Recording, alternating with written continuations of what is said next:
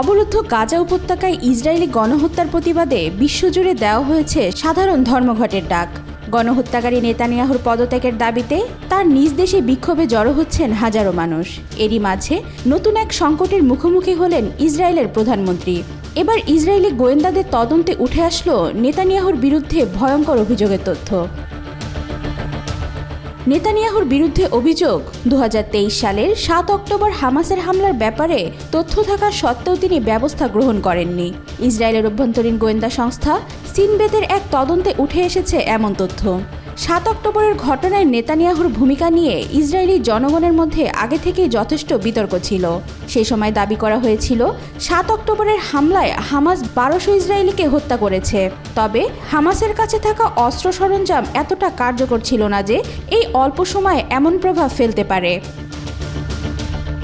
সিনবেতের এই তদন্ত তথ্যে উঠে আসে নেতানিয়াহু ও তার উপদেষ্টারা 2023 সালের 7 অক্টোবরের সেই হামলা সম্পর্কে আগে থেকেই জানতেন।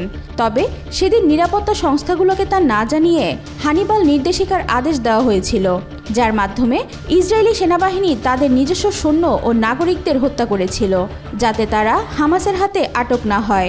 অর্থাৎ নেতানিয়াহুর দায় কেবল হাজার হাজার ফিলিস্তিনিদের গণহত্যাই নয়, বরং তার নিজস্ব সৈন্য ও মানুষদের হত্যার জন্য তিনি দায়ী।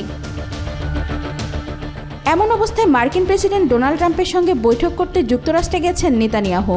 তাকে বরণ করতে লাল গালিচার ব্যবস্থাও করেছেন ট্রাম্প প্রশাসন। আগামী দুদিন তিনি মার্কিন প্রেসিডেন্ট ডোনাল্ড ট্রাম্প এবং সিনিয়র মার্কিন কর্মকর্তাদের সঙ্গে একাধিক বৈঠকে অংশ নেবেন। তবে বিশেষজ্ঞদের অনেকের মতে নেতানিয়াহুর এমন আচরণ ইসরায়েলের রাজনৈতিক বিপর্যয় সৃষ্টি করবে, যা দেশটিকে গৃহযুদ্ধের দিকেও নিয়ে যেতে পারে। ওয়াহিদা পারভিন ইশিতা, আজকাল।